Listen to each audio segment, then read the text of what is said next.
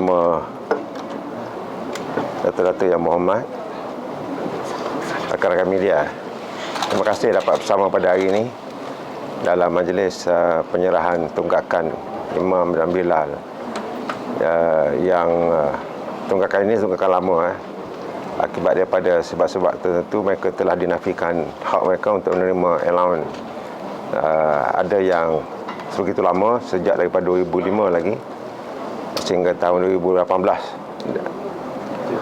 dan ada yang tempoh yang berbeza-beza lah, sebab tu jumlahnya tidak sama. Jadi Kerajaan Negeri tengah mengambil inisiatif untuk melihat di manakah penafian hak mereka ini telah berlaku, dan kita membetulkan keadaan. Ada setengah di kalangan Bilal dan Imam ini yang telah meninggal. Sebab itulah waris mereka, anggota keluarga datang untuk mengambil bagi pihak penama itulah. Semua berapa ramai melibatkan bayaran itu? Ya. Berapa ramai yang dapat kopasi? Total berapa ramai ya, Muhammad? Hari ini 17. Hari ini 12, tapi total yang lain-lain tu Yang sebelum ni kita dah bagi awal-awal dulu rasa-rasa dah, saya tak ingat, kena cek baliklah jumlah bilangan keseluruhan dengan kos keseluruhan tu. Okey. Datuk Seri, apa antara punca berlakunya? Macam Datuk lihat faktor-faktor teknikal apa dia?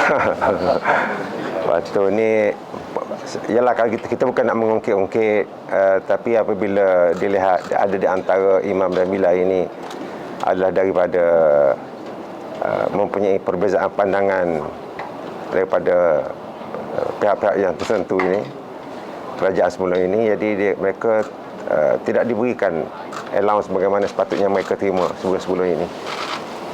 Ya, itulah dia punya kesimpulannya. Jadi maksudnya lepas ni akan settle semua lah yang tertunggak tu? Semua habislah. 2019 42 orang. 2019 ada Pak. Kita dah bagi 42 orang. Dah selesai kat 42 orang. Sebab saya selalu sebut dalam kenyataan saya di peringkat awal bila kita mengambil alih kerajaan kita dahulu, hak untuk mempunyai pandangan politik dan penyertaan parti-parti politik yang berbeza-beza ini adalah hak yang dijamin dalam perlembagaan. Walaupun kita sebagai kerajaan mungkin tak berapa suka, ataupun lain-lain kerajaan tidak berapa suka, tapi kita tak boleh menghalang pendirian yang berbeza-beza ini. Jadi kerajaan dahulu telah mengambil sikap yang tidak sesuai lah, berseteru dengan mereka yang mempunyai pandangan yang berbeza, sehingga menafikan hak untuk mereka memperolehi allowance ini. Nak tahu detail tu kena jumpa Yang Berhormat lah. Okey. Dan soalan lain, mungkin kita monsun biasa pada awal kan. So macam mana persiapan kita Apa dia? Banjir.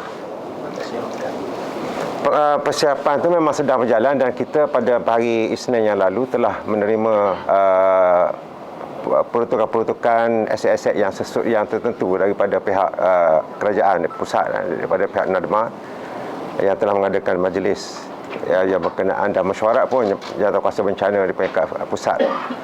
Dan saya lihat persediaan tu sedang berjalan hatta masa kita berjumpa pada hari ini pun persiapan sedang berjalan. Dan ialah kita senantiasa bersedia dengan apa jua, cuma kita senantiasa juga berdoa lah supaya pada tahun ini tidak sebagaimana tahun-tahun yang sebelum ini ketika kita berdepan dengan keadaan yang buruk. Maknanya orang kata persiapan tu mungkin orang kata dah hampir 100% lah, sebab kita dah biasa kan dengan benda ni. Iyalah. Kita bersedia insya-Allah.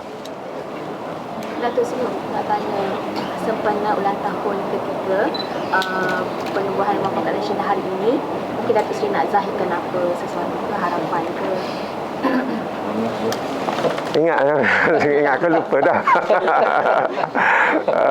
Ialah saya bukan saja pendirian apa yang ingin saya sebut ini, tapi juga pendirian parti PAS, bahawa kita senantiasa berusaha tanpa henti, tanpa penat dan lelah untuk mencapai perpaduan yang menyeluruh dalam masyarakat kita.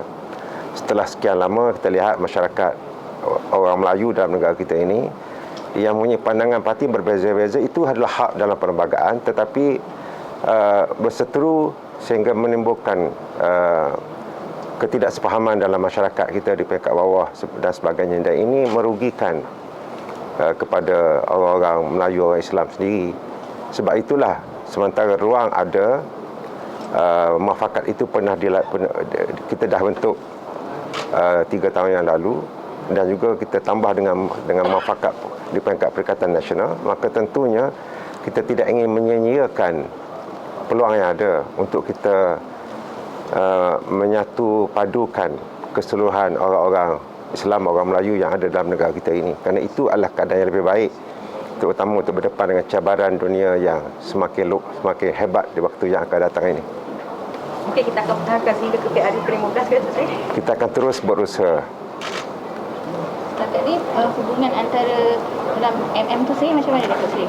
Hubungan di peringkat peribadi dengan pimpinan-pimpinan parti yang berbeza ini sedang berjalan. Tinggal lagi ialah pertemuan secara rasmi itu sedang kita usahakan. Jadi kita tengoklah macam mana, dan kita senantiasa berharap supaya masing-masing boleh merendahkan ego masing-masing untuk duduk dan bekerja ke arah mencari titik pertemuan perkara yang dipersetujui. Kalau duduk nak bincang perkara yang berbeza sampai bila-bila pun kita tak boleh nak selesai masalah. Masing-masing dengan hujah dan perbahasan masing-masing, poin masing-masing. Tapi kalau kita bincang titik pertemuan di mana dahulu, titik kerjasama di mana dahulu, saya rasa ini boleh dilakukan. Provided setiap di antara kita, sama ada parti besar atau parti kecil, hendaklah merendahkan ego masing-masing dan melihat objektif yang lebih besar, the bigger picture yang lebih besar untuk menimbulkan keharmonian dalam masyarakat kita. Itu objektif yang lebih baik. Itu maksudnya daripada hari itu memang kita tak dapat date lagi untuk jumpa PM lah. Itu cerita lain. Itu PM itu cerita lain. Ini soalan adalah tentang muafakat nasional. Kata nak cari tarikh untuk jumpa PM tu kan, delegasi tu dah ada date tu memang dia tak jumpa lagi. Belum lagi.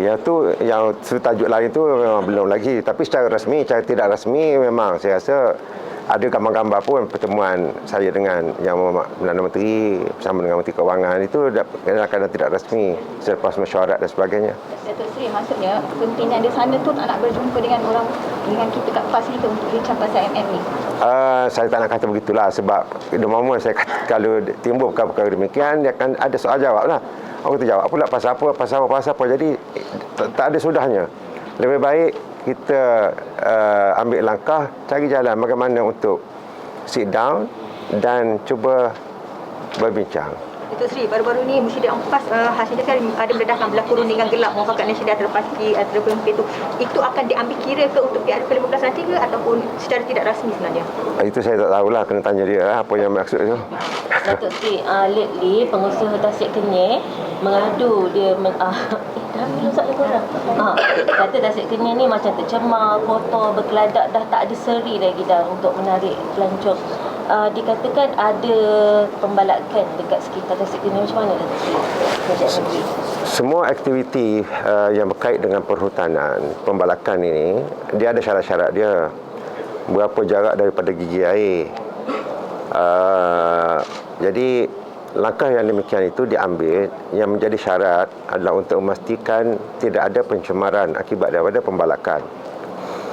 Isu yang kedua yang saya rasa jangan kita confuse dengan isu air berkeladak ini ialah apabila timbul suasana hujan yang lebat di mana yang menyebabkan bukit tanah ini berlaku aliran air daripada ke atas bukit ini sehingga turun ke tasik ataupun ke sungai-sungai. Itu dua perkara yang berbeza, tidak ada kena-mengena dengan pembalakan. Kalau masih ingat apa yang berlaku pada baru-baru ini dalam kes dilihat kayu-kayu balak yang jatuh akibat banjir dan sebagainya, dan ada pihak kata ini akibat daripada pembalakan, sedangkan penelitian Jabatan Hutan dan jabatan-jabatan lain, dan saya pergi tinjau kawasan berkenaan pada waktu itu, ianya bukan akibat daripada pembalakan tetapi akibat daripada runtuhan bukit-bukit ini yang membawa sekali pokok-pokok kayu dan sebagainya, dan seolah-olah itu adalah satu pembalakan, tapi tidak sebenarnya. Saya tinjau sendiri sebelum inilah dengan helikopter di kawasan Kenyir dan lihat bahawa memang berlaku runtuhan yang tidak ada kena-mengena dengan pembalakan. Jadi untuk spesifik kes yang disebut ini, saya tahulah dalam media pun ada yang sudah laporkan. Saya bila mendapat berita-berita sebegini memang senantiasa berkomunikasi dengan Jabatan Hutan, pengarah Jabatan Hutan untuk mereka melihat sekiranya ada isu-isu terbaru. Buat masa ini tidak ada lagi lah. Okey. Ya, terima kasih. Okey, terima kasih.